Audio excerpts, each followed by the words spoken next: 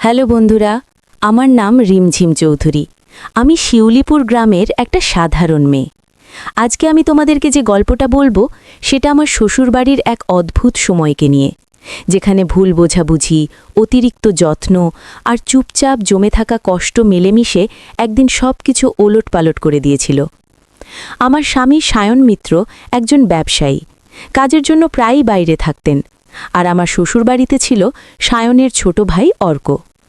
অর্ক দেখতে ভদ্র, কথাবার্তায় আন্তরিক আর স্বভাবে শান্ত। সবাই বলতো ছেলেটা খুব কেয়ারিং। শুরুতে আমিও তাই ভাবতাম, কিন্তু একদিন এমন কিছু ঘটল যেটা আমাকে নিজের মনকেই প্রশ্ন করতে বাধ্য করেছিল। তাহলে চলো আর কথা না বাড়িয়ে মূল গল্পে চলে যাই। বিয়ের পর নতুন পরিবেশে এসে প্রথম দিকে একটু একা একা লাগতো, এটা স্বাভাবিক। কিন্তু আমার শ্বশুরবাড়ির মানুষজন আমাকে খুব দ্রুত আপন করে নিয়েছিল, বিশেষ করে অর্ক। ও এমনভাবে কথা বলতো, এমনভাবে খেয়াল রাখত যেন আমি এই বাড়িতে নতুন নই, অনেক দিনের পরিচিত। সায়নের কাজের কারণে মাসের বেশিরভাগ সময় তাকে শহরের বাইরে থাকতে হতো। দিনের পর দিন বাড়িতে না থাকার ফলে আমার দৈনন্দিনটা একটা নির্দিষ্ট ছকে চলত। সকালে উঠেই রান্নাঘর, তারপর শ্বশুর শাশুড়ির প্রয়োজন, বাড়ির ছোটোখাটো কাজ, আর মাঝখানে লম্বা সময় যেখানে নিজেকে হঠাৎ খুব ফাঁকা মনে হতো। এই ফাঁকা সময়টা অনেকটা ভরিয়ে দিত অর্ক। সে এসে বলতো, ভাবি আজকে কি বানাচ্ছ, বা ভাবি এই বইটা তোমার ভালো লাগবে। কখনো কখনো আমার জন্য চা বানিয়ে নিয়ে আসতো, কখনো রেডিওতে গান চালিয়ে দিত। যেমন গানগুলো আমার পছন্দ সেগুলো ঠিক যেন খুঁজে বের করত। আমি তাকে ছোট ভাইয়ের মতোই দেখতাম, স্নেহ করতাম, কারণ ওর ব্যবহার ছিল একদম সোজাসাপটা। আমার বয়সও খুব বেশি নয়, আর অর্কও আমার থেকে খুব কমই ছোট, তাই সম্পর্কটা অনেকটা বন্ধুর মতো হয়ে উঠেছিল। আমরা একসঙ্গে পুরনো সিনেমা দেখতাম, মাঝে মাঝে বই নিয়ে কথা হতো, রান্নাঘরে দুজন মিলে কিছু একটা বানিয়ে ফেলতাম। সেই সময়টা বেশ হালকা লাগত। শ্বশুর শাশুড়িও খুশি ছিলেন। সায়ন ফোনে কথা বললে মাঝে মাঝে বলতো, আমি না থাকলে অর্ক তো আছে, আমার টেনশন কমে যায়।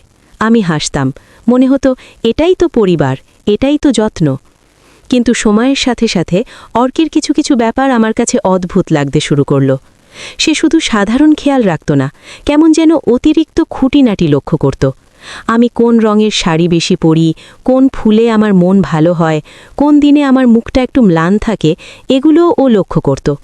প্রথম প্রথম ভালোই লাগতো, মনে হতো বাড়ির মানুষ বলেই তো খেয়াল রাখছে। কিন্তু কখনো কখনো মনে হতো এতটা কিভাবে বুঝে যায়। আর একটা ব্যাপার ছিল ওর চোখের দৃষ্টি। কথা বলার সময় অনেকক্ষণ তাকিয়ে থাকত। সেটা রূঢ় নয়, বরং কেমন যেন ভাবনা ভরা। কিন্তু ওই দৃষ্টিটা আমাকে মাঝে মাঝে অস্বস্তি দিত। আমি তখন নিজেকে বোঝাতাম, রিমঝিম তুমি বেশি ভাবছ, এটা বাড়ির মানুষের স্বাভাবিক যত্ন। আমি চাইতাম না যেন আমার মাথার ভেতরে কোনো সন্দেহ জন্মাক, কারণ আমি সায়নকে ভালোবাসতাম। এই সংসারটা আমার কাছে নিরাপদ আশ্রয় ছিল। আমি কখনোই চাইতাম না কোনো ভুল বোঝাবুঝি বা অযথা ভাবনা এই সম্পর্কগুলোকে নষ্ট করে দিক। কিন্তু সত্যি কথা বলতে কিছু ইঙ্গিত আমার মনে প্রশ্ন তুলছিল। কখনো অর্ক বলতো, ভাবি তুমি হাসলে ঘরটা আলাদা লাগে, বা তুমি রাগ করলেও কেমন যেন শান্ত লাগে, বুঝতে পারছি না কেন। এই কথাগুলো শুনে আমি হাসতেও পারতাম না, আবার রাগও করতে পারতাম না। ভেতরে একটা অস্বস্তি জমে থাকত। আমি সিদ্ধান্ত নিলাম আমি একটু দূরত্ব রাখব, অর্ককে কম কথা বলবো, বেশি একা থাকব না, যাতে কোনো ভুল ধারণা জন্মাতেই না পারে আমার বা ওর। ঠিক সেই সময়ই ঘটল সেই রাতের ঘটনা। সেদিন ছিল ঝড় বৃষ্টির রাত। বাইরে বাতাস এমনভাবে বইছিল যে জানালার কাঁচ কাঁপছিল, মাঝে মাঝেই বিকট বজ্রপাত। আমি ছোটবেলা থেকে বজ্রপাতের শব্দে ভয় পাই।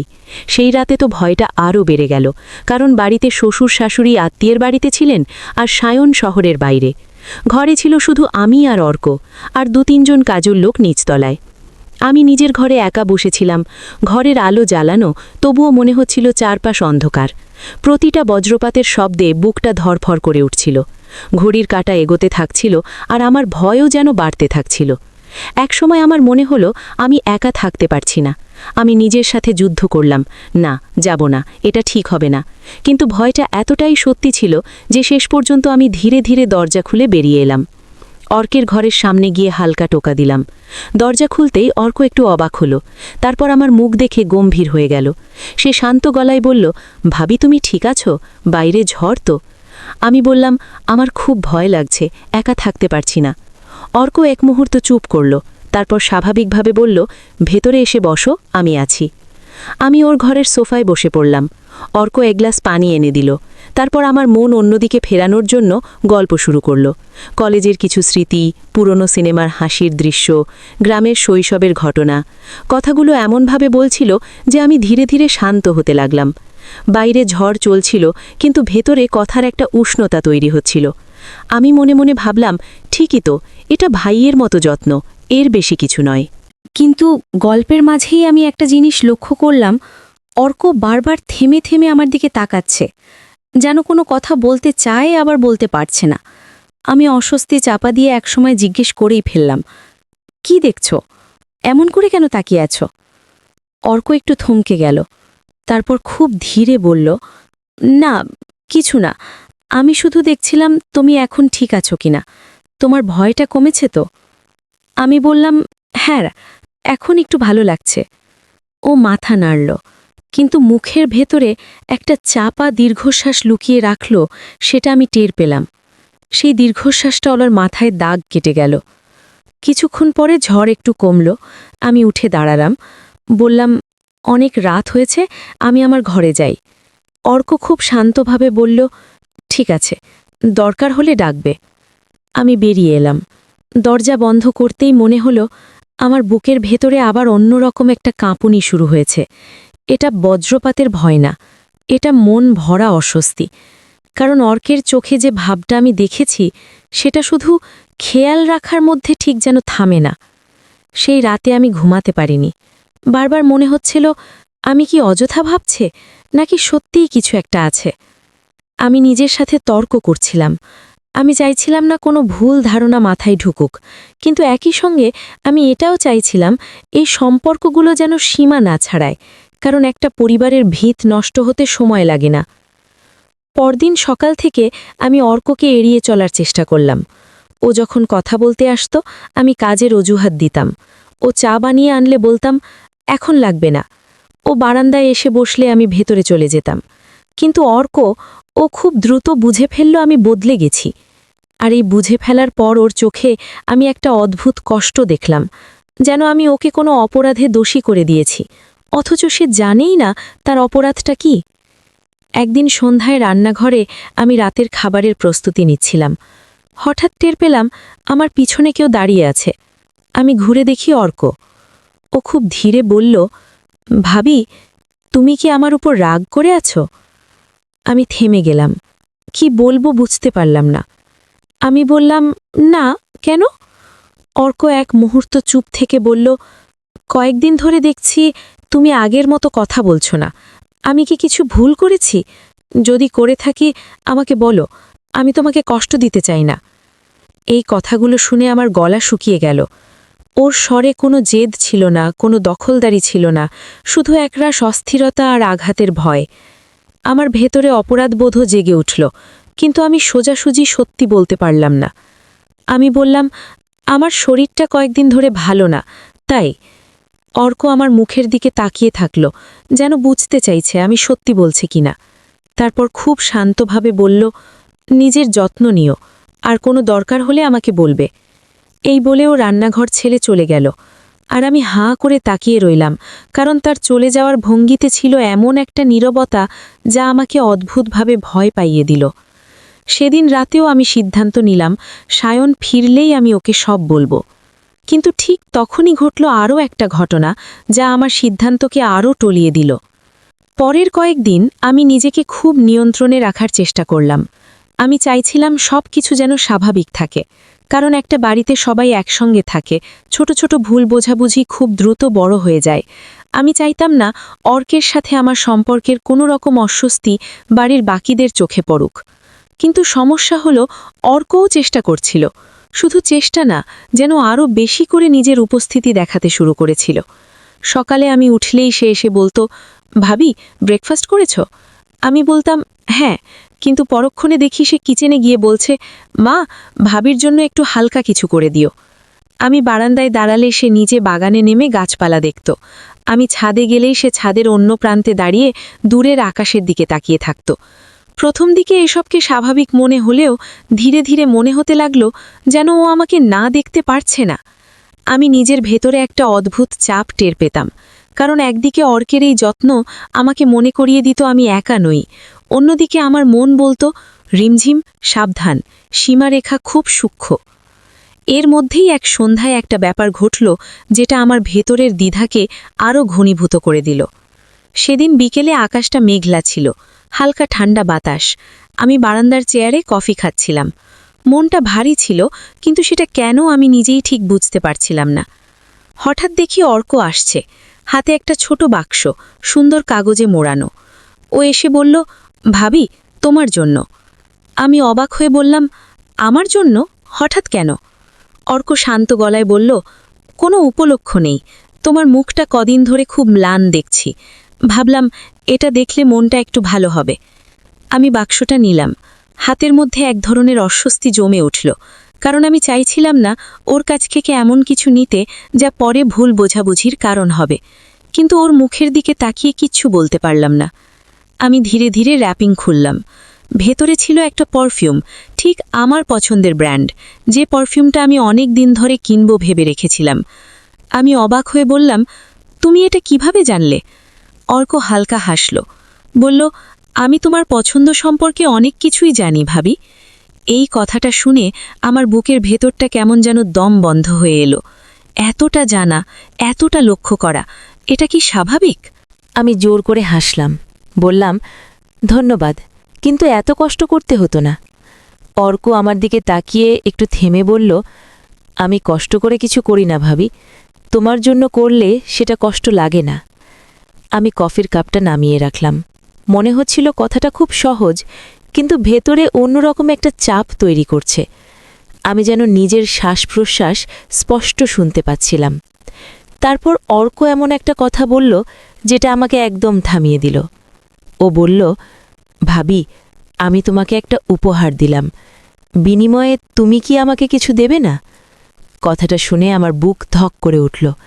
আমি চোখ তুলে তাকালাম, বললাম, কি কি চাও তুমি? আমার গলাটা কাঁপছিল, আর আমার মনে হচ্ছিল এই মুহূর্তে যদি একটা ভুল বাক্যও বেরিয়ে যায় তাহলে অনেক কিছু ভেঙে যাবে। অর্ক কিছুক্ষণ চুপ করে রইল, তারপর ধীরে বলল, একদিন চাইব, কিন্তু এখন বলছি না। এই বলে সে খুব হালকা একটা হাসি দিল, যে হাসিটা আমার কাছে অদ্ভুত লাগল। তারপর ও আর কিছু না বলে চলে গেল। ও চলে যাওয়ার পর আমি অনেকক্ষণ বারান্দায় বসে রইলাম। পারফিউমের বাক্সটা আমার হাতে ছিল, কিন্তু মনে হচ্ছিল এটা শুধু একটা উপহার না, এটা যেন একটা বার্তা। কিন্তু বার্তাটা কি সেটা আমি বুঝতে পারছিলাম না। সেই দিন রাতেই আমি সিদ্ধান্ত নিলাম, সায়ন ফিরলেই আমি কথা বলবো, কারণ আমার সংসার, আমার সম্মান আমি কোনো ঝুঁকিতে ফেলতে পারি না। কিন্তু সায়ন তখনও বাইরে, আর অর্কের আচরণ যেন আরও ঘনীভূত হতে লাগল। একদিন দুপুরে আমি ঘরে শুয়ে বই পড়ছিলাম, দরজায় হালকা টোকা। দরজা খুলতেই দেখি অর্ক দাঁড়িয়ে, হাতে একটা প্লেট। বলল, ভাবি, মা তোমার পছন্দের জিনিস রান্না করেছে, তুমি নিচে নামোনি, তাই তোমার জন্য নিয়ে এলাম। আমি স্বাভাবিকভাবে প্লেটটা নিতে গেলাম, কিন্তু অর্ক দরজার পাল্লায় হাত রেখে দিল। বলল, ভাবি, 1 মিনিট কথা বলা যাবে? আমি ভেতরে ভেতরে বিরক্ত হলেও শান্ত থাকার চেষ্টা করলাম। বললাম, এখন না, আমার একটু মাথা ব্যথা। অর্ক বলল, প্লিজ 1টা মিনিট, আমি শুধু জানতে চাই আমি কি ভুল করেছি যে তুমি আমাকে এড়িয়ে চলছ?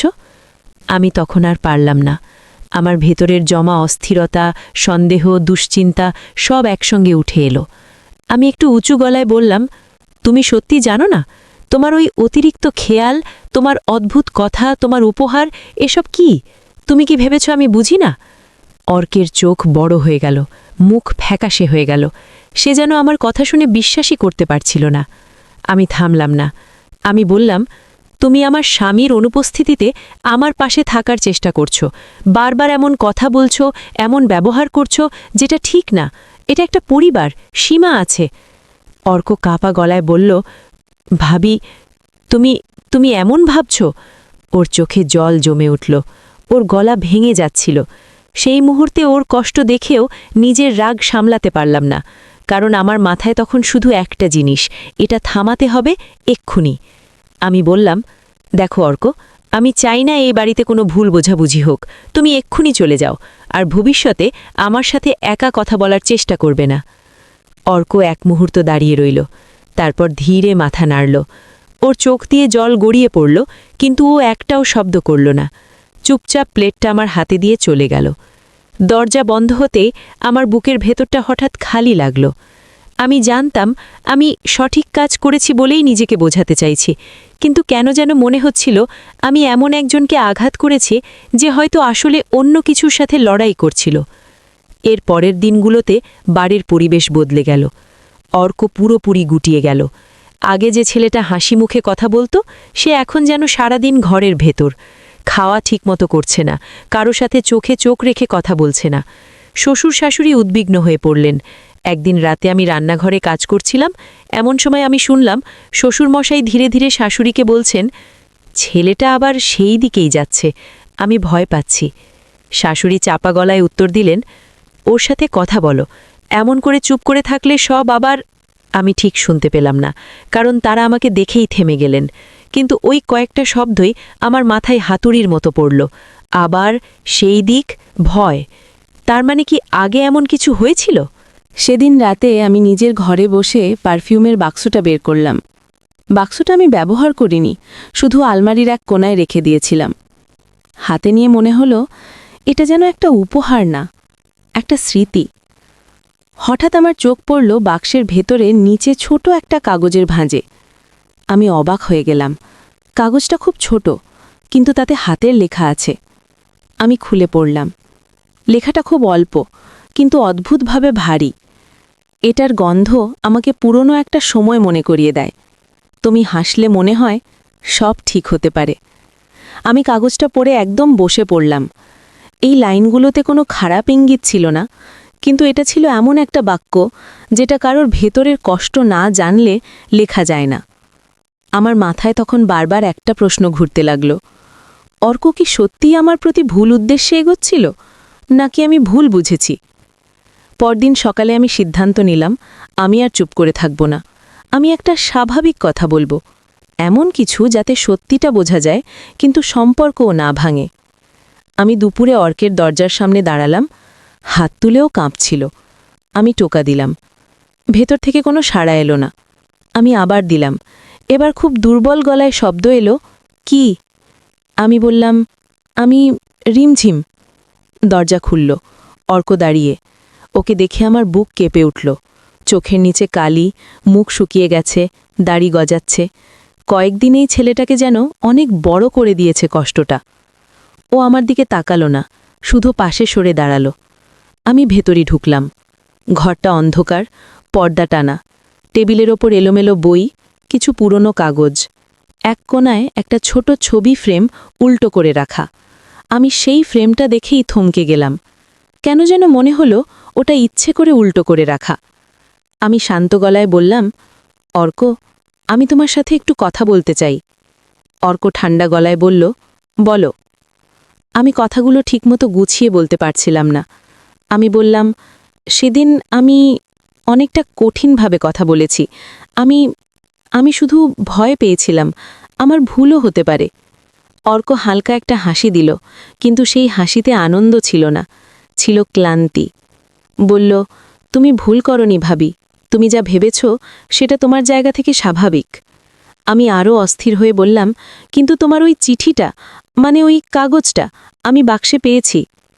অর্ক এবার প্রথমবার আমার দিকে তাকালো, চোখ দুটো লাল, কিন্তু রাগ নেই। সে কয়েক সেকেন্ড চুপ থেকে বলল, তুমি সেটা পড়েছ? আমি মাথা নাড়লাম। অর্ক খুব ধীরে ধীরে টেবিলের দিকে গেল, একটা পুরনো ডায়েরির মতো কিছু খুলল, তারপর বন্ধ করে বলল, তুমি যে ভাবছ আমি তোমার প্রতি, না, সেটা না, আমি আমি শুধু। সে বাকিটা বলতে পারল না, তার গলা আটকে গেল, চোখ নামিয়ে ফেলল। আমি বুকের ভেতরে একটা চাপ অনুভব করলাম। আমি জিজ্ঞেস করলাম, অর্ক, তোমার কি কারো কথা মনে পড়ে? এই পারফিউম, এই কথা, এগুলো কি কাউকে নিয়ে? অর্ক কাপা গলায় বলল, কিছু প্রশ্নের উত্তর সবসময় বলা যায় না ভাবি, কারণ বললে সব আবার শুরু হয়। তখন আমি বুঝলাম, এই ছেলেটা শুধু অতিরিক্ত যত্নশীল নয়, সে ভেতরে ভেতরে কোনো বড় কষ্ট বয়ে বেড়াচ্ছে, আর সেই কষ্টের সাথে আমার কোনো একটা সম্পর্ক তৈরি হয়ে গেছে, যা আমি এখনও বুঝতে পারিনি। আমি একটু সাহস করে বললাম, আমি শুধু জানতে চাই, তুমি ঠিক আছো তো? অর্ক এবার একটু জোর করে বলল, ঠিক আছি। কিন্তু ওই ঠিক শব্দটা এতটাই ফাঁকা শোনালো যে আমার চোখ ভিজে উঠল। আমি আর কিছু বললাম না, শুধু বললাম, খাওয়া ঠিক মতো করো, আর আমি চাই না তুমি নিজের ভেতরে গুটিয়ে থাকো। এই বলে আমি বেরিয়ে এলাম। ঘর থেকে বেরিয়ে দরজা বন্ধ করতেই আমার মনে হলো আমি যেন একটা ঘরের দরজা নয়, একটা মানুষের ভেতরের দরজা ছুঁয়ে ফিরে এলাম, কিন্তু ভেতরে ঢুকতে পারলাম না। সেদিন বিকেলে শাশুড়ি আমাকে ডাকলেন, চোখে জল। বললেন, মা, অর্ক কিছু বলছে না, তুমি কি সত্যি কিছু জানো না? আমি তখন আর মিথ্যে বলতে পারলাম না, আবার সত্যিটাও বলতে পারলাম না। আমি শুধু বললাম, আমার সাথে একটু ভুল বোঝাবুঝি হয়েছে, কিন্তু আমি চেষ্টা করছি ঠিক করতে। শাশুড়ি দীর্ঘশ্বাস ফেলে বললেন, ওকে ভেঙে যেতে দিও না মা, ও একবার ভেঙেছিল, আমরা খুব কষ্ট করে ওকে ফিরিয়েছিলাম। এই কথাটা শুনে আমার বুকের ভেতরটা যেন ধসে গেল। একবার ভেঙেছিল মানে সত্যিই আগে কিছু ঘটেছিল। সেদিন রাতেই সায়ন ফোন করল, বলল, আমি কাল সকালেই রওনা হচ্ছি, বিকেলের মধ্যে বাড়ি।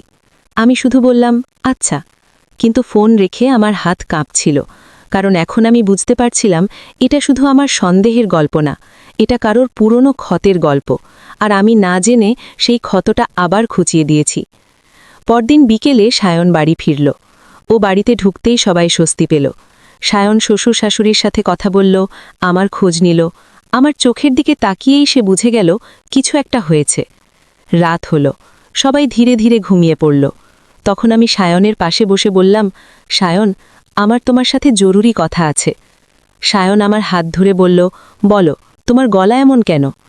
আমি গভীর শ্বাস নিলাম, তারপর এক এক করে সব বললাম, ঝড়ের রাত, অর্কের অতিরিক্ত খেয়াল, পারফিউম উপহার, আর আমার রাগের বিস্ফোরণ।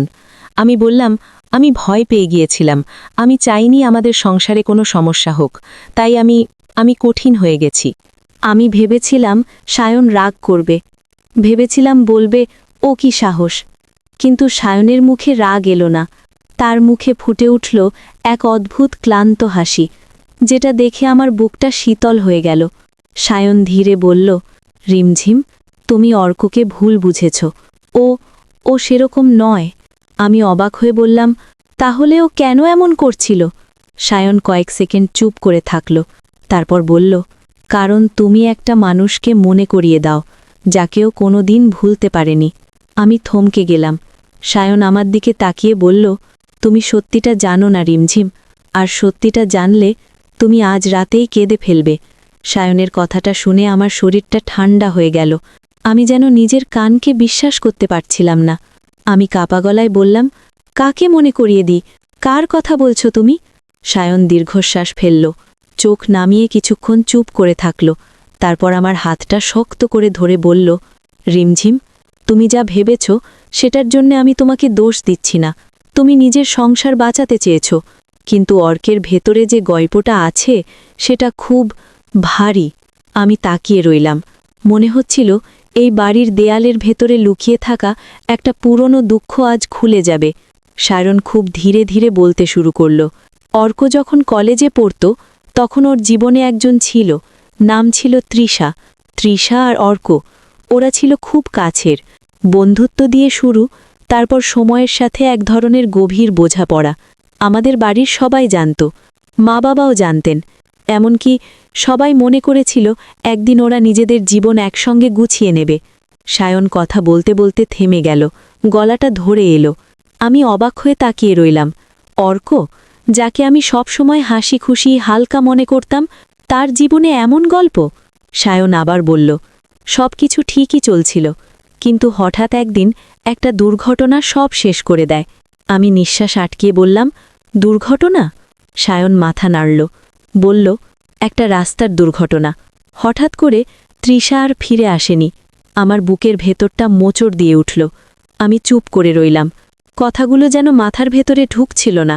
সায়ন বলল, তৃষা চলে যাওয়ার পর অর্ক একদম বদলে গিয়েছিল। যে ছেলেটা হাসত, কথা বলতো, সে একদিনের মধ্যে চুপ হয়ে গেল। কয়েক মাস আমরা বাড়ির সবাই শুধু ভয় নিয়েছিলাম ও নিজের ভেতরে হারিয়ে যাবে কিনা। আমি চোখ নামিয়ে ফেললাম। মনে হচ্ছিল আমি যেন একটা ভুল সিনেমার চরিত্র হয়ে গেছি, যে ভুল দৃশ্য দেখে পুরো গল্পটা অন্যদিকে ঘুরিয়ে দিয়েছে। সায়ন খুব ধীরে বলল, রিমঝিম, তৃষা দেখতে আশ্চর্য রকম তোমার মতো ছিল। আমি মাথা তুলে তাকালাম। কি? সায়ন বলল, হ্যাঁ, মুখের আদল, চোখের ভঙ্গি, হাসি, সব। প্রথম দিন তোমাকে দেখে আমি নিজেও থমকে গিয়েছিলাম। শুধু আমি না, অর্কও থমকে গিয়েছিল, কিন্তু ও তোমাকে এড়িয়ে চলেছিল, কারণ ওই মিলটা ওকে ভিতর থেকে কাঁপিয়ে দিচ্ছিল। আমি নির্বাক হয়ে গেলাম। তাহলে সেই অদ্ভুত তাকিয়ে থাকা, ওটা কি আমার দিকে না, স্মৃতির দিকে? ওর অতিরিক্ত খেয়াল, ওটা কি উদ্দেশ্য না, একটা মানুষের হারিয়ে যাওয়া অভ্যাস? সায়ন বলল, তুমি যখন এ বাড়িতে আসলে, অর্ক প্রথমে তোমাকে দেখতই না, ঘরে ঢুকে পড়ত। কিন্তু সময়ের সাথে সাথে তোমার আচরণ, তোমার কথা বলার ধরন, তোমার হাসি ওকে আবার মনে করিয়ে দিতে লাগল ও একা নয়। ও হয়তো নিজের ভাঙা মনটা সামলাতে তোমার পাশে থাকার ভেতরে এক ধরনের শান্তি খুঁজেছিল। আমি চোখের পানি আটকাতে পারছিলাম না। আমার মনে পড়ল পারফিউমটা, ছোট কাগজের লাইনটা, তুমি হাসলে মনে হয় সব ঠিক হতে পারে। ওটা কোনো দাবি ছিল না, ওটা ছিল একটা কষ্টের ভাষা। আমি নিচু গলায় বললাম, তাহলে ও যে বলেছিল একদিন কিছু চাইব? সায়ন দীর্ঘশ্বাস ফেলে বলল, আমি নিশ্চিত ও কোনো বড় কিছু চায়নি। ও হয়তো শুধু চাইছিল তুমি যেন ওকে ভুল মানুষ ভেবে দূরে সরিয়ে না দাও। ও চাইছিল কেউ একজন ওকে স্বাভাবিক জীবনের দিকে টেনে আনুক, কিন্তু তুমি ভয় পেয়ে গিয়েছিলে, আর তোমার ভয়টাই ওকে আবার ভিতরে ঢুকিয়ে দিয়েছে। আমার মাথা ঝুঁকে পড়ল। আমি নিজের হাত দুটো দেখলাম, যেন ওই হাত দিয়েই আমি কাউকে ঠেলে দিয়েছি অন্ধকারে। আমি বললাম, আমি কি করেছি সায়ন? আমি ওকে অপমান করে ফেলেছি। সায়ন আমার কাঁধে হাত রাখল, বলল, তুমি ইচ্ছা করে করনি, কিন্তু এখন তোমাকে ঠিক করতে হবে, কারণ অর্ক যদি আবার ভেঙে পড়ে ওকে ফিরিয়ে আনা কঠিন হবে। সেদিন রাত আমি ঘুমাতে পারিনি। বিছানায় শুয়ে থাকা, চোখ বন্ধ করা, কিছুই কাজ করছিল না। বারবার মনে হচ্ছিল অর্কের সেই জল ভরা চোখ, সেই নিঃশব্দ চলে যাওয়া, আর আমার উঁচু গলা যেন ছুরি হয়ে গিয়েছিল ওর ভেতরে। ভোরের দিকে আমি উঠে পড়লাম। মনে মনে ঠিক করলাম, আজই আমি ক্ষমা চাইব। আজই আমি দেখিয়ে দেব আমি সত্যিটা বুঝেছি, আমি কোনো শত্রু নই। সকাল হতেই আমি অর্কের ঘরের সামনে গেলাম। দরজায় টোকা দিলাম। একবার, দুবার, ভেতর থেকে কোনো সাড়া নেই। আমি আবার টোকা দিলাম, একটু জোরে, তবু না। হঠাৎ আমার বুক ধক করে উঠল, মাথার ভেতর ভয় ঢুকে গেল। বুঝি ও কি? দরজার কাছে কান পাতলাম, কোনো শব্দ নেই। আমি দ্রুত নিচে নেমে গেলাম। শাশুড়িকে বললাম, মা, অর্ক উঠেছে? শাশুড়ি উদ্বিগ্ন মুখে বললেন, না মা, আজ সকালেও কিছু খাইনি। সায়নও তখন উঠে পড়েছে। সে দ্রুত অর্কের দরজার কাছে গেল, জোরে ডাকল, অর্ক, দরজা খোলো। কোনো উত্তর নেই। সায়ন দরজার হ্যান্ডেলে হাত দিল। ভাগ্য ভালো, দরজা ভেতর থেকে লক করা ছিল না। দরজা ধীরে খুলে গেল। ঘরে ঢুকতেই আমি থমকে গেলাম। অর্ক ঘরের এক কোণায় চেয়ারে বসে আছে, চোখ ফাঁকা। টেবিলের ওপর ছিল কিছু পুরনো ছবি, কয়েকটা কাগজ, আর সেই পারফিউমের বাক্সের মতোই আরেকটা পুরনো বোতল, খালি, অনেক পুরনো। কিন্তু সবচেয়ে ভয়ঙ্কর ছিল ওর মুখের ভাব। সেখানে রাগ নেই, দুঃখও নেই, শুধু এক ধরনের হারিয়ে যাওয়া। সায়ন ধীরে বলল, অর্ক, তুমি ঠিক আছিস? অর্ক মাথা তুলল, ধীরে তাকালো। তার চোখে পানি নেই, কিন্তু চোখে কোনো আলোও নেই। সে খুব শান্ত গলায় বলল, আমি ঠিক আছি ভাইয়া, আমি শুধু ক্লান্ত। আমার বুকটা ফেটে যাচ্ছিল। আমি এগিয়ে গেলাম, কিন্তু পা যেন আটকে যাচ্ছিল। আমি কাঁপা গলায় বললাম, অর্ক। অর্ক আমার দিকে তাকালো। তার চোখে কোনো অভিযোগ নেই। সেইটাই আমাকে আরও ভেঙে দিল। আমি বললাম, আমি তোমাকে ভুল বুঝেছি। আমি খুব অন্যায় করেছি। আমার গলা ভারী হয়ে গেল। আমি আর ধরে রাখতে পারলাম না। চোখ দিয়ে পানি গড়িয়ে পড়ল। অর্ক কয়েক সেকেন্ড চুপ করে রইল। তারপর খুব ধীরে বলল, ভাবি, তোমাকে ক্ষমা করতে আমার কষ্ট হচ্ছে না। কষ্ট হচ্ছে এই ভেবে আমি আবার কাউকে অযথা একটা বোঝা হয়ে গেলাম। এই কথাটা শুনে আমার শরীর কেঁপে উঠল। আমি দ্রুত বললাম, না, তুমি বোঝা না, তুমি আমাদের পরিবার, তুমি তুমি একা না। অর্ক হালকা একটা হাসি দিল, বলল, পরিবার তো আছেই, কিন্তু কিছু শূন্যতা ভরাট করা যায় না ভাবি। সায়ন পাশে দাঁড়িয়েছিল। সে খুব দৃঢ়ভাবে বলল, অর্ক, তোর শূন্যতার জায়গাটা কেউ দখল করতে আসেনি। রিমঝিম শুধু ভুল ভেবেছিল, আর এখন সে ঠিক করতে চাচ্ছে। আমি অর্কের দিকে তাকিয়ে বললাম, আমি চাই তুমি আবার স্বাভাবিক হও। তুমি যদি চাও আমি তোমার পাশে থাকব, বন্ধু হিসেবে, পরিবারের মানুষ হিসেবে। অর্ক আবার চুপ। তার চোখ ধীরে ধীরে ভিজে উঠল। সে মুখ খুঁড়িয়ে নিল, যেন কাঁদতে দিতে চাইছে না কাউকে। কিছুক্ষণ পরে সে খুব নিচু গলায় বলল, আমি জানি না আমি আবার আগের মতো হতে পারবো কিনা, কিন্তু আজ তোমার কথাগুলো শুনে একটু হালকা লাগছে। আমি শ্বাস ফেললাম। মনে হলো এটাই প্রথম ফাটল, যেখান দিয়ে আলো ঢুকছে। সেদিন দুপুরে অর্ক নিচে নামল। শাশুড়ি চোখ মুছলেন, শ্বশুরমশাই চুপ করে মাথায় হাত বুলিয়ে দিলেন। সায়ন অর্ককে নিজের পাশে বসালো, আর আমি দূর থেকে দেখলাম এই বাড়ির ভেতরের জমাট অন্ধকারটা একটু একটু করে নরম হচ্ছে। কিন্তু গল্প এখানেই শেষ নয়, কারণ অর্কের ঘর থেকে বেরোনোর সময় আমি টেবিলের একপাশে রাখা উল্টো করা ছবিটা দেখেছিলাম, আর আমার মনে হচ্ছিল ও ছবির ভেতরে এমন কিছু আছে যা আমি এখনও জানি না। সেই রাতে যখন সবাই খাওয়া শেষে নিজের ঘরে চলে গেল, আমি মনে মনে সিদ্ধান্ত নিলাম আমি ছবিটা দেখব না, আমি ওর ব্যক্তিগত জিনিসে হাত দেব না। কিন্তু ভাগ্য যেন অন্য কিছু ঠিক করে রেখেছিল, কারণ রাতের দিকে অর্ক নিজেই এসে আমার ঘরের দরজায় হালকা টোকা দিল। রাত অনেকটা হয়ে গেছে, বাড়ির সবাই ঘুমিয়ে পড়েছে। আমি নিজের ঘরে শুয়ে থাকার চেষ্টা করছিলাম, কিন্তু মনটা শান্ত হচ্ছিল না। দিনের ঘটনাগুলো বারবার মনে পড়ছিল। অর্কের ফাঁকা চোখ, আমার কান্না, আর সায়নের ওই ভারী সত্যি। ঠিক তখনই দরজায় খুব হালকা টোকা পড়ল। আমি চমকে উঠলাম। আবার টোকা। আমি ধীরে উঠে দরজার কাছে গেলাম। খুলতেই দেখি অর্ক দাঁড়িয়ে আছে। তার হাতে কিছু নেই, শুধু মুখটা ক্লান্ত, চোখ দুটো অদ্ভুত শান্ত। আমি জিজ্ঞেস করলাম, অর্ক, এত রাতে কিছু দরকার? অর্ক কিছুক্ষণ চুপ করে থাকল, তারপর বলল, ভাবি, আমি জানি তুমি আজ অনেক কিছু জানতে পেরেছ, তাই আমি আর লুকাতে চাই না। আমার বুকটা থক করে উঠল। আমি খুব ধীরে বললাম, ভেতরে এসো। অর্ক ভেতরে ঢুকল, খুব একটা সামনে এগোলো না, দরজার কাছেই দাঁড়িয়ে রইল। আমি ওকে বসতে বললাম, সে মাথা নাড়ল, বলল, না, দাঁড়িয়েই বলি। কিছুক্ষণ চুপ, তারপরও বলল, তুমি যে সেদিন ভেবে নিয়েছিলে আমি তোমার প্রতি অন্যরকম কিছু, আমি রাগ করিনি, কারণ আমি বুঝতে পারি বাইরে থেকে দেখলে আমার আচরণ অদ্ভুত লাগারই কথা। আমি নিচু গলায় বললাম, আমি খুব ভুল করেছি অর্ক, আমি ভয় পেয়ে গিয়েছিলাম। অর্ক হালকা মাথা নাড়ল। ভয় পাওয়া অপরাধ না ভাবি, কিন্তু আমি একটা কথা বলবো, আমি তোমার ভেতরে কাউকে খুঁজতে যাইনি তোমাকে হারাতে।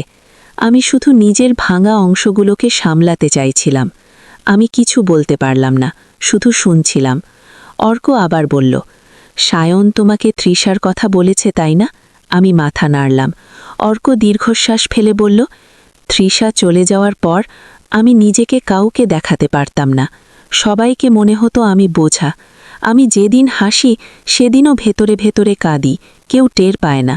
তার গলা কেঁপে উঠল। সে তাড়াতাড়ি চোখ মুছে নিল, যেন দুর্বলতা প্রকাশ পেতে না দেয়।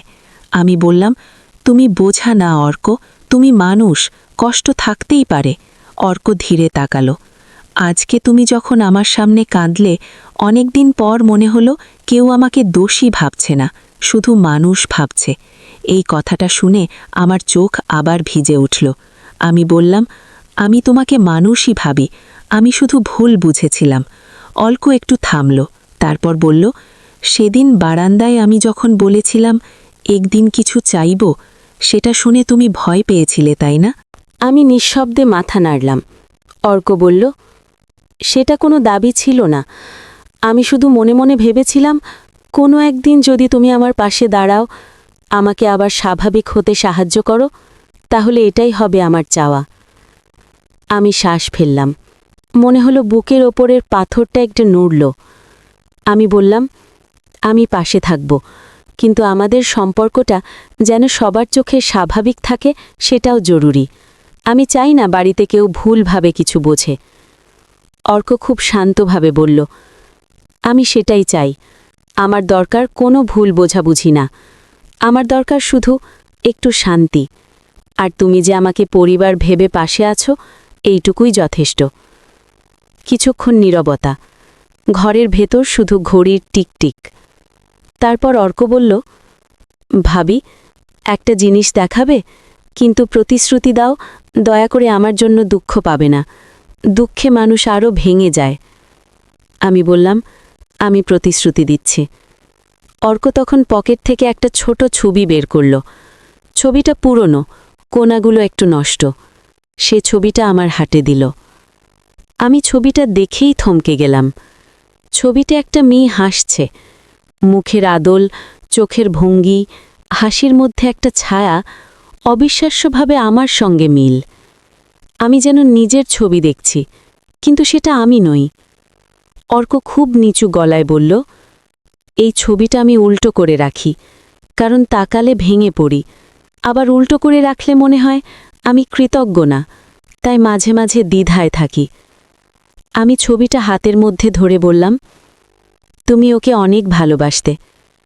অর্ক মাথা নাড়ল। ভালোবাসা ছিল, কিন্তু এখন এটা শুধু একটা শূন্যতা, যার পাশে দাঁড়িয়ে আমি শিখেছি কিছু হারালে মানুষকে বাঁচতে হয়। আমি ছবিটা ধীরে ভাঁজ করে তার হাতে ফিরিয়ে দিলাম। বললাম, তোমার শূন্যতার জায়গায় আমি কাউকে বসাতে আসিনি। আমি শুধু চাই তুমি যেন নিজের জীবনটা ফিরে পাও।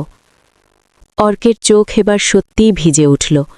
সে বলল, তুমি জানো ভাবি, তোমার হাসিটা দেখে আমি একদিন ভেবেছিলাম আমি আবার ঠিক হতে পারব, কিন্তু তারপর যখন তুমি রাগ করলে মনে হলো আমি আবার সেই অন্ধকারে পড়ে গেলাম। আমি সত্যিই দুঃখিত। অর্ক বলল, আজ তুমি ক্ষমা চাইলে আমি অনেকটা ফিরেছি। কিছুক্ষণ পর অর্ক দরজার দিকে এগোল। যাওয়ার আগে খুব শান্তভাবে বলল, ভাবি, আজ থেকে আমি চেষ্টা করব। তুমি শুধু মাঝে মাঝে একটা স্বাভাবিক হাসি দিও, এটুকুই। আমি মাথা নাড়লাম। অর্ক চলে গেল। দরজা বন্ধ হতেই আমি অনেকক্ষণ দাঁড়িয়ে থাকলাম। মনে হচ্ছিল আজকে একটা ভুল বোঝাবুঝির দেয়াল ভাঙল, কিন্তু সেই দেয়ালের ভেতরে লুকিয়ে থাকা কষ্টটা পুরোপুরি সেরে গেছে এমন না। কষ্ট তো একদিনে সারে না, তবে আজ অন্তত শুরু হলো। পরদিন সকালটা অন্যরকম ছিল। অর্ক নিচে নেমে এলো। শাশুড়ি অবাক হয়ে তাটালেন। অর্ক খুব স্বাভাবিকভাবে বলল, মা, আজ তোমার হাতের চা খাব। শাশুড়ির চোখ ভিজে গেল, কিন্তু তিনি হাসলেন। শ্বশুরমশাই চুপচাপ ওর মাথায় হাত বুলিয়ে দিলেন। সায়ন দূর থেকে দেখে আমার দিকে তাকিয়ে শুধু চোখের ইশারায় বলল, ধন্যবাদ। দিন যেতে লাগল। অর্ক ধীরে ধীরে আবার ছোট ছোট কাজে ব্যস্ত হতে লাগল। বাগানে গাছের ডাল ছাঁটত, রান্নাঘরে শাশুড়িকে সাহায্য করত। আর আমি চেষ্টা করতাম তাকে অস্বস্তি না দিয়ে স্বাভাবিক থাকতে। আমাদের কথা হতো, কম কিন্তু পরিষ্কার। কোনো অতিরিক্ত ইঙ্গিত নেই, কোনো ভুল বোঝাবুঝির সুযোগ নেই, শুধু পরিবারের ভেতরের সুস্থতা। একদিন বিকেলে আমি বারান্দায় বসে চা খাচ্ছিলাম। অর্ক পাশ দিয়ে যাচ্ছিল। আমি স্বাভাবিকভাবে বললাম, অর্ক, চা খাবে? অর্ক থেমে তাকালো। তার চোখে সেই পুরনো ফাঁকা ভাব নেই। সে হালকা হাসল, এতদিন পর একটুখানি। বলল, হ্যাঁ ভাবি, আজ খাই। সে বসল কয়েক মুহূর্ত চুপচাপ, তারপর বলল, তুমি জানো ভাবি, আমি হয়তো আগের মতো হব না, কিন্তু আমি আবার ভাঙতে চাই না। আমি বললাম, ভাঙতে হবে না, ধীরে ধীরে ঠিক হবে। অর্ক মাথা নাড়ল। তুমি শুধু এভাবেই স্বাভাবিক থাকো, এটাই আমার জন্য অনেক বড় সাহায্য। সেদিন আকাশটা মেঘলা ছিল, কিন্তু বৃষ্টি নামেনি। ঠিক যেমন আমাদের বাড়ির ভেতরটা, কিছু স্মৃতি মেঘ হয়ে থাকলেও ঝড়টা থেমে গেছে। আর আমি সেদিন বুঝলাম, অনেক সময় সবচেয়ে বড় ভুল বোঝাবুঝি তৈরি হয় অজানা থেকে। আর সবচেয়ে বড় শান্তি আসে যখন কেউ কাউকে দোষী না ভেবে মানুষ হিসাবে পাশে দাঁড়ায়। এইভাবেই আমাদের বাড়িতে আবার ধীরে ধীরে আলো ফিরতে লাগল, চুপচাপ, শান্তভাবে, নতুন করে। কয়েকদিনের মধ্যে বাড়িটা সত্যিই বদলাতে শুরু করল। খুব বড় কোনো নাটকীয় পরিবর্তন না, বরং ছোট ছোট পরিবর্তন, যেগুলো চোখে পড়ে না কিন্তু মন টের পায়। অর্ক এখন সকালে উঠেই বারান্দায় দাঁড়াত। আগে সে চুপ করে থাকত, এখন মাঝে মাঝে নিচের উঠোনে তাকিয়ে বলতো, আজ বাতাসটা ভালো। শাশুড়ি অবাক হয়ে তাকাতেন। শ্বশুরমশাই কিছু না বললেও চোখে একটা স্বস্তি লুকিয়ে থাকত। আর সায়ন, সে যেন বুকের ভেতর চাপা একটা দুশ্চিন্তা নামিয়ে রাখতে পারছিল। তবুও আমি জানতাম, একদম ঠিক হয়ে যাওয়া মানে শুধু হাসি ফিরে আসা না। কষ্টের শিকড় অনেক গভীরে থাকে, আর সেই শিকড়ে জল দিলে কখনো ফুল ফোটে, কখনো আবার পুরনো যন্ত্রণাও জেগে ওঠে। একদিন সন্ধ্যায় সায়ন বলল, রিমঝিম, আমি অর্ককে কাল বাইরে নিয়ে যাব, একটু ঘুরে আসব, ওকে হালকা করার চেষ্টা করব। আমি বললাম, ভালো করো, ওকে ঘরে আটকে রাখলে ওর চিন্তা আরও বাড়বে। সায়ন মাথা নাড়ল, তারপর একটু থেমে বলল, তুমি কিন্তু সাবধানে থেকো। মানে, তুমি যেভাবে ওর পাশে দাঁড়িয়েছ সেটা ঠিক, কিন্তু সীমা যেন একদম পরিষ্কার থাকে। আমি শান্ত গলায় বললাম, আমি সেটা বুঝি সায়ন, আমি কাউকে ভুল সুযোগ দেব না, নিজেকেও না। সায়ন একটু স্বস্তি পেল। আমি বুঝলাম, এই বাড়ির শান্তির জন্য শুধু অর্ককে বাঁচানো যথেষ্ট না, আমাদের সম্পর্কগুলোকেও নিরাপদ রাখতে হবে। পরদিন সায়ন অর্ককে নিয়ে বের হলো। বাড়িতে আমি আর শ্বশুর শাশুড়ি। শাশুড়ি রান্নাঘরে কাজে ব্যস্ত ছিলেন, আমি বারান্দায় বসেছিলাম। হঠাৎ শাশুড়ি এসে পাশে বসলেন, চোখটা একটু লাল। তিনি ধীরে বললেন, মা, আমি তোমাকে একটা কথা বলবো। আমি চমকে উঠলাম, বললাম, বলুন মা। শাশুড়ি বললেন, অর্কের কষ্টটা আমরা জানতাম, কিন্তু তোমাকে বলতে পারিনি। তোমার নতুন সংসার, নতুন জীবন, আমরা চাইনি তুমি অযথা বোঝা অনুভব করো। আর সত্যি বলতে কি, আমরা ভয়ও পেতাম, যদি তুমি ওকে দেখে ভুল কিছু ভাবো। আমি মাথা নিচু করলাম। শাশুড়ি আমার হাতটা ধরে বললেন, তুমি ভুল ভাবছ না মা, মানুষ ভুল বুঝতে পারে, কিন্তু তুমি যেভাবে পরে নিজেকে ঠিক করেছ সেটা খুব বড় কথা। আমি বললাম, মা, আমি তো ভুলের মাসুল দিয়েছি। আমার রাগ, আমার সন্দেহ ওকে আরও ভেঙে দিয়েছিল। শাশুড়ি শান্ত গলায় বললেন, তোমার সন্দেহ যদি বাড়তে থাকত, একদিন অন্যভাবে বিস্ফোরণ হতো। অন্তত এখন সত্যিটা সামনে এসেছে, আর পরিবারে সত্যিটা সামনে না এলে শান্তি আসে না। তারপর শাশুড়ি এমন একটা কথা বললেন যেটা আমার বুকের ভেতর গেঁথে গেল, মা, সম্পর্ক টিকে থাকে শুধু ভালোবাসায় না, সীমা জানার মধ্যেও টিকে থাকে। আমি বুঝলাম, এই বাড়ির বড়রাও এখন একটা নতুন শিক্ষা নিচ্ছেন, কারণ অতিরিক্ত যত্ন অনেক সময় ভুল অর্থ তৈরি করে, আর ভুল অর্থ পরিবারকে নড়বড়ে করে দেয়। সেদিন বিকেলে সায়ন আর অর্ক ফিরল। অর্কের মুখটা আগের চেয়ে হালকা, খুব হাসেনি, কিন্তু চোখে একটা নরম ভাব ছিল। রাতে খাওয়ার টেবিলে সবাই একসঙ্গে বসেছিল। অর্ক হঠাৎ বলল, ভাইয়া, আমি একটা সিদ্ধান্ত নিয়েছি। সায়ন অবাক হয়ে বলল, কি সিদ্ধান্ত? অর্ক শান্তভাবে বলল, আমি আবার পড়াশোনায় মন দিব, আর আমি চাই সপ্তাহে একদিন কাউন্সেলিংয়ে যাব। এই কথাটা শুনে শাশুড়ির চোখ ভিজে উঠল। শ্বশুরমশাই চুপ করে কেবল মাথা নাড়লেন। সায়ন যেন ভেতরে ভেতরে হাঁপ ছেড়ে বাঁচল। আমি খুব ধীরে বললাম, এটা খুব ভালো সিদ্ধান্ত অর্ক। অর্ক আমার দিকে তাকালো, বলল, ভাবি, আমি চাই আমি ঠিক হই, কারোর জন্য না, নিজের জন্য। সেদিন প্রথমবার আমার মনে হলো অর্ক সত্যি সামনে হাঁটছে, শুধু স্মৃতির ভেতর আটকে নেই। দিন যেতে লাগল। অর্ক কাউন্সেলিং শুরু করল। কখনো কখনো ফিরেই চুপ করে থাকত, কিন্তু সেটা আগের মতো ভেঙে পড়া চুপ না, সেটা ছিল ভাবা চুপ, শুধু মনে মনে গুছিয়ে নেওয়ার চুপ। একদিন রাতে অর্ক উঠোনে দাঁড়িয়েছিল, আমি ছাদ থেকে নিচে নামছিলাম। অর্ক আমাকে দেখে বলল, ভাবি, একটা কথা বলবো? আমি বললাম, বলো। অর্ক বলল, তুমি কি মনে করো আমি একদিন পুরোপুরি স্বাভাবিক হতে পারব? আমি এক মুহূর্ত ভাবলাম, তারপর বললাম, পুরোপুরি আগের মতো হয়তো না, কিন্তু তুমি নতুন স্বাভাবিক হতে পারো, যেখানে কষ্ট থাকবে কিন্তু কষ্ট তোমাকে চালাবে না, তুমি কষ্টকে চালাবে। অর্ক কিছুক্ষণ চুপ করে থাকল, তারপর হালকা হাসল, বলল, নতুন স্বাভাবিক, কথাটা ভালো লাগল। তারপর সে খুব ধীরে বলল, ভাবি, আমি তোমাকে একটা কথা বলি, তুমি সেদিন না বুঝে আমার উপর চিৎকার করেছিলে, আমি ভেতরে ভেতরে ভেঙে পড়েছিলাম, কিন্তু পরে যখন তুমি সত্যিটা জেনে আমার সামনে কাঁদলে, তখন আমার মনে হয়েছিল আমি একা না। আমি বললাম, তুমি একা না অর্ক, তবে একটা কথা মনে রেখো, তোমার কষ্টের দায়িত্ব কারোর ঘাড়ে চাপাবে না, সাহায্য নেবে কিন্তু নিজের উপরেও কাজ করবে। অর্ক মাথা নাড়ল, ঠিক আছে। তারপর সে বলল, আর একটা কথা, আমি তোমার প্রতি সবসময় সম্মান রাখব, কারণ তুমি আমার ভাইয়ের সংসার, আমার বাড়ির বড় মানুষ। আমি কোনোদিন এমন কিছু করব না যাতে তোমার মনে অস্বস্তি আসে।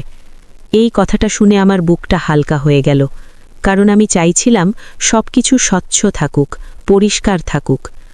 সেদিন আমি নিজের মনকে বললাম, রিমঝিম, এটাই ঠিক পথ, আবেগ থাকবে কিন্তু অস্পষ্টতা থাকবে না। কয়েক মাস কেটে গেল, বাড়ির আঙিনায় একদিন নতুন গাছ লাগানো হলো। অর্ক নিজে হাতে মাটি খুঁড়ে গাছ লাগালো। শাশুড়ি বললেন, কি গাছ? অর্ক বলল, কাঠগোলাপ। মা, এটা টিকে থাকে, যত্ন নিলে ফুল দেয়। শাশুড়ি হাসলেন। আমি দূর থেকে দেখলাম অর্কের চোখে আজ একটা আলাদা আলো। সায়ন সেদিন রাতে আমাকে বলল, তুমি জানো রিমঝিম, সবসময় সমস্যা মেরে ফেলতে হয় না, কিছু সমস্যাকে বুঝে সামলে নিতে হয়। আমি বললাম, হ্যাঁ, আর বুঝতে না পারলে ভুল বোঝাবুঝি হয়। সায়ন আমার হাত ধরল, তুমি আমাদের বাড়িটাকে বাঁচিয়েছ। আমি মাথা নাড়লাম, না সায়ন, আমরা সবাই মিলে বাঁচিয়েছি, কারণ সবাই শেষ পর্যন্ত সত্যিটা মেনে নিয়েছে। শেষে আমি একটা জিনিস বুঝেছিলাম, একটা পরিবারে সবচেয়ে বিপজ্জনক জিনিস হল অজানা সন্দেহ, আর সবচেয়ে বড় শক্তি হল সীমার মধ্যে থাকা সহানুভূতি। অর্কের জীবনে তৃষা ফিরে আসেনি, ফিরে আসার কথাও না, কিন্তু অর্ক ফিরে এসেছে নিজের জীবনের দিকে, আর সেটাই ছিল সবচেয়ে বড় জয়। আর আমি শিখেছি সব যত্নই একরকম নয়, সব নীরবতাও একরকম নয়। কারোর আচরণ দেখে সিদ্ধান্ত নেওয়ার আগে সত্যিটা জানার চেষ্টা করাই ভালো, কারণ কখনো কখনো কারোর অতিরিক্ত যত্ন আসলে কোনো চাওয়া না, একটা ভাঙা মনকে বাঁচিয়ে রাখার চেষ্টা।